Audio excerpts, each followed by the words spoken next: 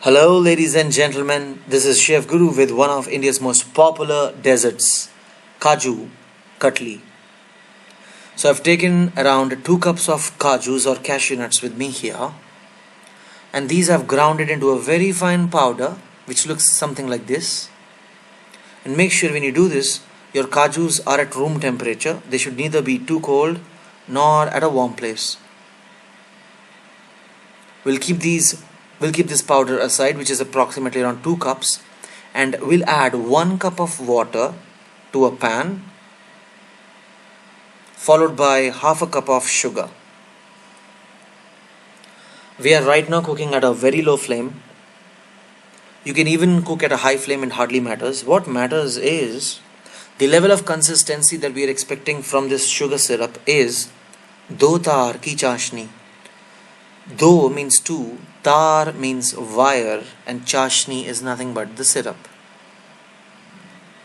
So, what we mean is that in the end, when the consistency that you receive should be in such a way that when you try to use a ladle or a spatula and try to pour the liquid from the top and drop it onto the bottom, it should drop in two continuous long wires in succession.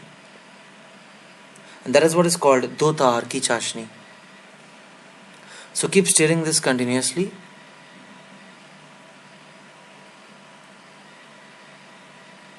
Because you don't want the molecules of sugar to stick to the bottom of the pan. And I think we are almost there after 20 to 25 minutes of cooking at a medium flame. And this is the level of consistency as I can see here and show you also. It's dropping in two long thick wires. That is what is called do tar ki chashni. Once you desire that consistency, you'll be adding 1 tablespoon of milk.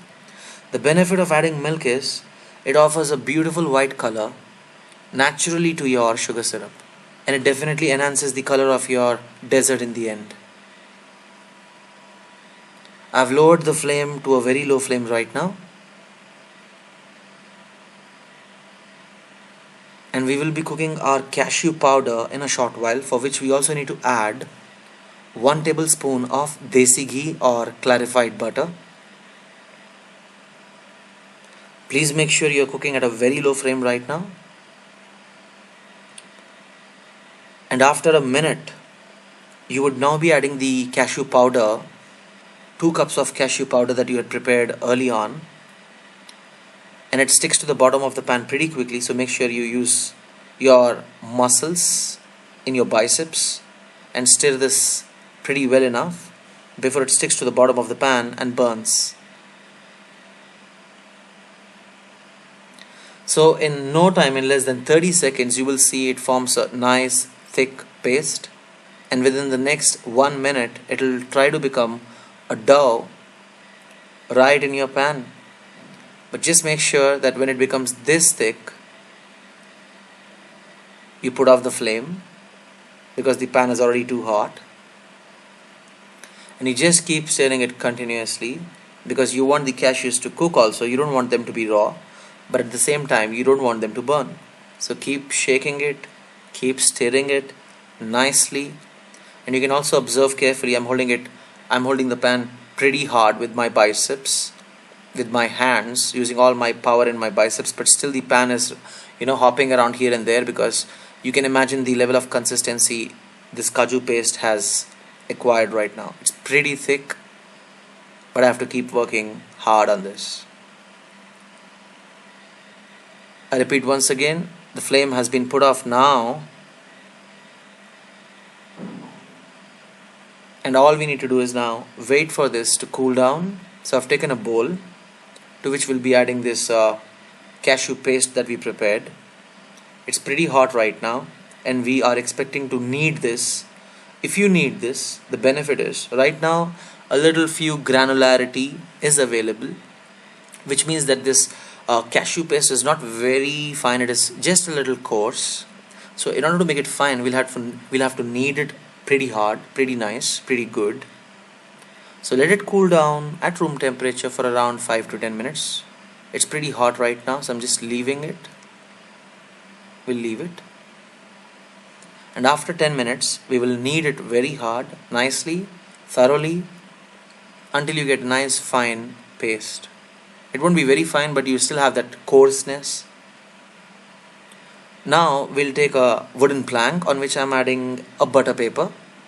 To this butter paper in the center, we'll be taking that kaju paste dough that we prepared right now and place it in the center like this. We'll press it hard with our palm downwards, and we'll take a rolling pin and we'll try to roll this like you roll a flatbread or a chapati. Now Kaju Katlis tend to be pretty thin in nature, so don't worry about this consistency that I have right now with me, which is pretty thick. It'll become thin and it'll be very nice in a while. For that, what we are doing is we are covering it at the top with a butter paper, and with our rolling pin we'll press it very hard, first horizontally from top to bottom and then vertically across. You can use all your power, press it down hard, and you will see it'll expand to almost 3 times to 4 times the size that it was originally.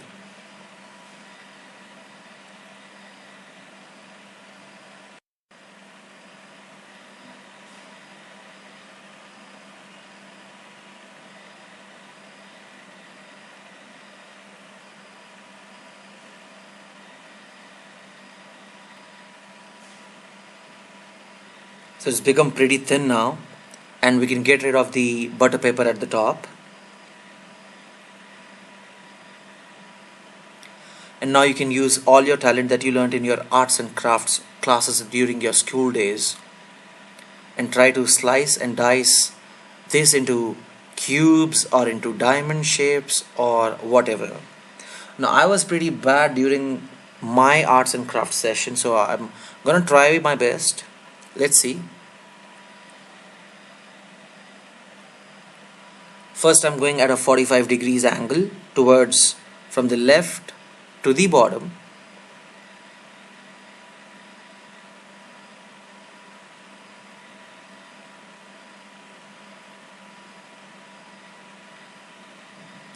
And then I'm gonna go across the other way around.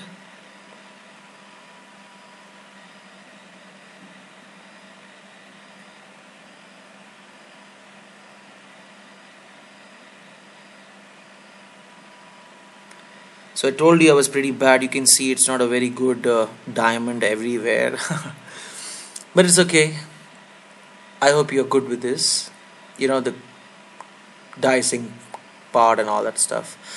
Alright, ladies and gentlemen, if I can grab one of these and show you these beautiful little babies in the diamond shape which you always admire.